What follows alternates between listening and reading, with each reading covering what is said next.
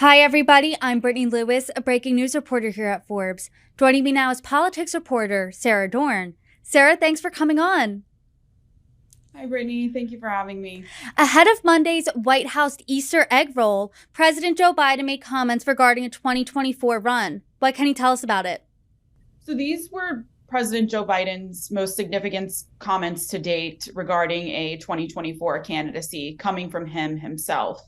White House spokesperson Andrew Bates said last week that he planned to run. First Lady Jill Biden has said that he planned to do so. And there has really been no indication that he would not run other than some speculation. So, yes, as you mentioned this morning at the White House Easter egg roll, NBC's Al Roker asked him point blank, do you plan on running for president in 2024? And he said that he plans to announce a candidacy soon. So this is really confirmation that he is going to run.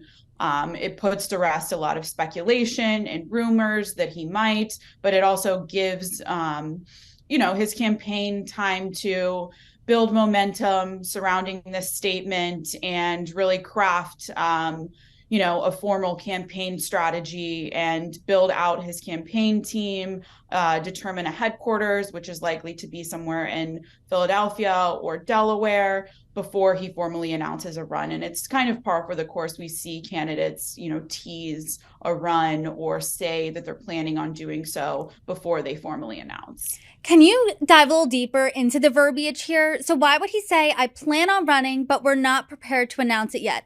Isn't that in and of itself an announcement? What's the difference?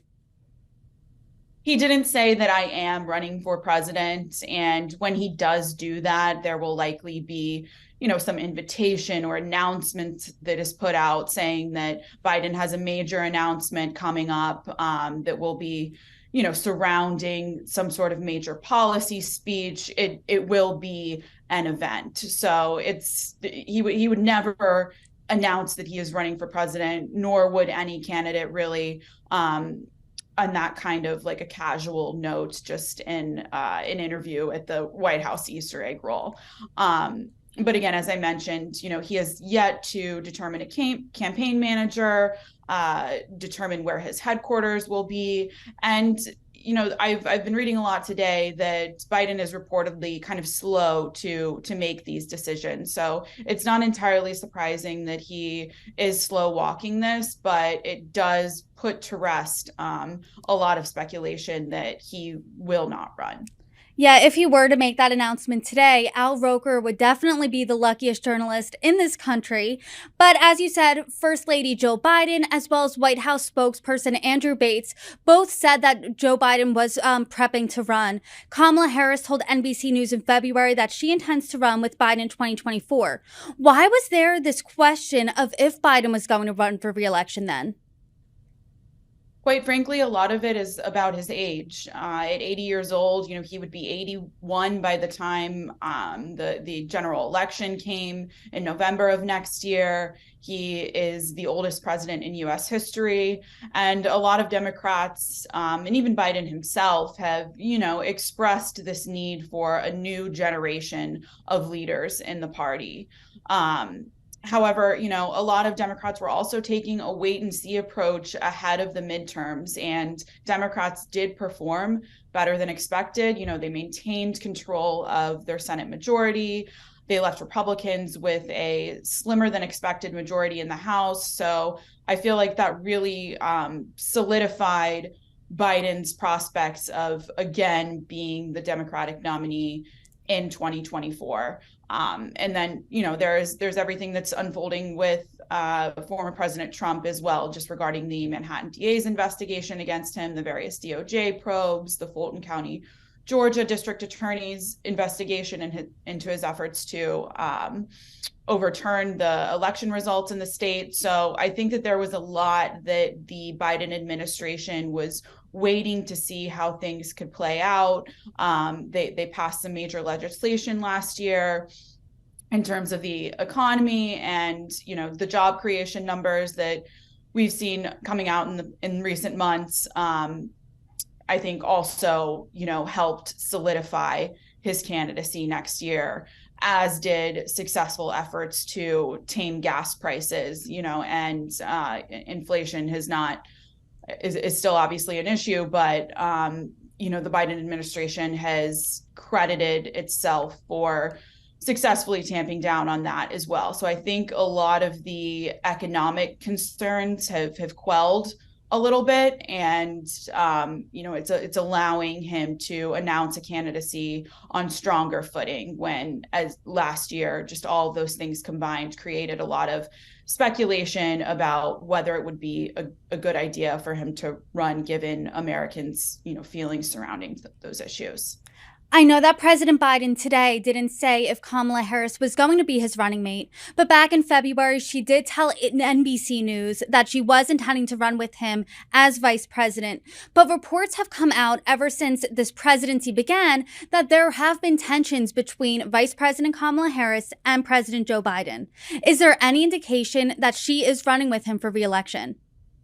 Well, there's not a lot of indication that she will not run with him. And it is true that there are reports that Biden is frustrated with her job performance. Her approval rating is slightly lower than Biden's. I believe it stands at 39%, and his is at around 42%. But I will say that there are a lot of politicos and pundits who have said that the expectations for Vice President Harris when she was elected vice president were very high, given that she is the first Black woman to be elected vice president, and her approval ratings with younger voters were very high. So it sort of put her at a disadvantage in measuring her job performance.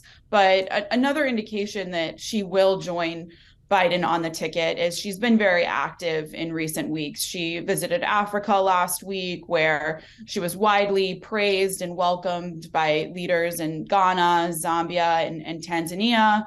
And she also, met with the Tennessee lawmakers on the same day that they were ousted for protesting in support of stricter gun controls. So I definitely do not think that we will see Biden choosing another running mate unless, something unfolds that's very unexpected. Yeah, 39% isn't that great of an approval rating. You mentioned that Biden's is at 42%. Is this a good approval rating compared to other presidents at this point in their presidency? Point blank, do Americans want Joe Biden to run for re-election? It is a fairly low approval rating, but it's on par with what his approval rating has been throughout his tenure. According to Gallup, Trump was at 45% at this point in his tenure. Obama was at 48%. But I will say that the number of people who want to see Biden serve as president again is lower than his approval rating. I believe there was a Reuters Ipsos poll last week that showed just 32% of Americans want him to be president again. Let's flash back to 2020, 2019, when President Biden was running to be president for his first term. His campaign focused heavily on inclusion. He contrasted himself to then President Trump, and he was trying to, be a president that would be a president for both parties, regardless of if you were Democrat or Republican, he was going to represent you. What do we know about a potential campaign into 2024? That message of bipartisanship, we saw it during his State of the Union address earlier this year, is still something that he has tried to maintain, despite this highly divisive political environment, the split Congress. He made a point to, adhere to Speaker Kevin McCarthy's request not to directly attack Republicans during the State of the Union. I will say that a lot has changed in the past few months, and he has really started to ramp up attacks on Republicans. I think that this also has to do with the looming budget negotiations, the debt ceiling negotiations. The Biden administration is accusing Republicans of wanting to, defund a whole host of federal programs and agencies. They are flipping the script on the defund the police narrative that was a left-leaning mantra in the 2020 anti-police brutality protest that many in the party have moved away from as voters have become more concerned about crime. And now the Biden administration is saying that it's Republicans who want to defund the FBI and the Justice Department, and some Republicans have expressed threats to do that, largely in conjunction with those agencies' investigations into former President Donald Trump. Republicans have sort of vowed to retaliate by cutting these agencies. And then the Biden administration has also claimed that Republicans want to cut entitlement programs like Social Security and Medicare, which are obviously important across the political spectrum to all Americans, and all polls show that voters do not want to see cuts to those programs. Republicans have said that they have no plans to do so, but there have been some statements, alluding to changes within those programs that have allowed the Biden administration to say that. So it's become slightly more divisive, I would say, in recent months, but certainly we're not seeing the attacks on the Republican Party from Biden anywhere similar to the attacks that Trump waged on the Democrats during his time in office. Sarah, what's really interesting is it's 2023 right now as we sit here. We're talking politics, and the two major figures we keep talking about are Donald Trump and Joe Biden. Is 2024 going to be a rematch of 2020? Because as we know, Donald Trump is the front runner of the Republican presidential race. It is certainly seeming that way, although a lot can unfold within the next year. There's the looming possible trial against Trump in Manhattan criminal court, several other investigations into his conduct. I mentioned the two DOJ probes into his handling of classified documents and his role in the January 6 riots.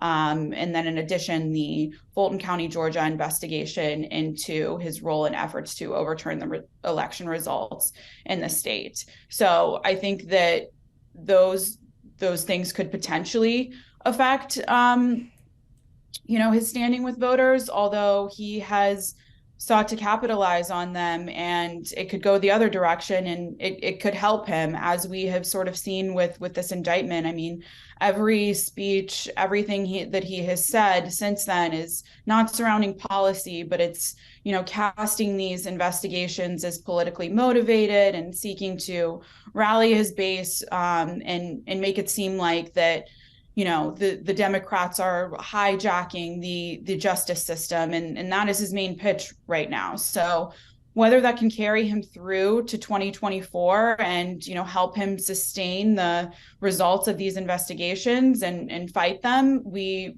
is yet to be seen. And then, of course, other candidates have yet to formally announce. Florida Governor Ron DeSantis has not made a decision yet. Neither has former Vice President Mike Pence. Former New Jersey Governor Chris Christie is another person who is weighing a possible run, as is New Hampshire Governor Chris Sununu. The only other candidates who have formally announced are former South Carolina Governor Nikki Haley, biotech entrepreneur Vivek Ramaswamy, and more recently, former Arkansas Governor Asa Hutchinson. So a lot can play out, but yes, I mean, it's not smart to make a prediction in politics, especially this far out. But I think that a lot of people, if they were going to be forced to do so, would say that a Trump-Biden rematch next year is likely. It's funny that you say that. I was talking to a former Clinton pollster last week, Mark Penn, and he said being front runner is the last place you want to be this early out. And he also said that the indictment against former President Trump actually somehow made former President Trump the winner because it really reinvigorated his campaign. But has there been any indication that Trump's indictment has had any impact on Biden's presidential run? The Biden administration has not commented on the indictment, because largely it could help fuel Trump's claims that Democrats are out to get him. And the Biden administration has also cited the Hatch Act in refusing to comment on this, which prohibits the president from using his official office for campaign purposes. So it's really unlikely that we will see any commentary from Biden on this until he formally announces his candidacy. And it certainly would not be done from the briefing room or come from the mouth of White House Press Secretary Karine Jean-Pierre.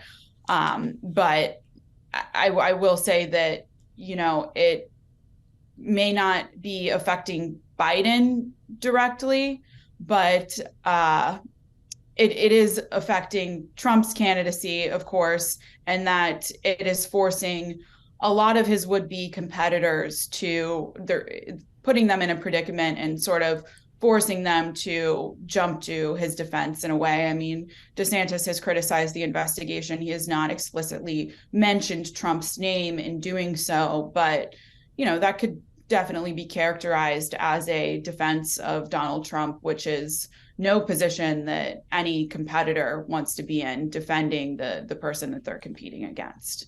Aside from these GOP contenders, let's touch on the competition within President Biden's own party. Who are the other Democratic candidates running against Biden? Yes, there are two very long shot candidates who have announced. Marianne Williamson, she is an author, known for her spirituality, and she ran in 2020 as well.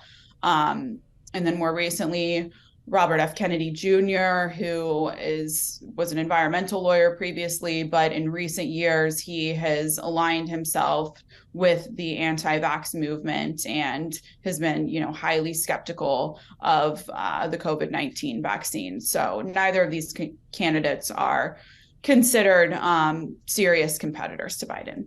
Sarah, as more 2024 updates come in, I hope you come on by and fill us in. Sara Dorn, thanks so much. Thank you, Brittany.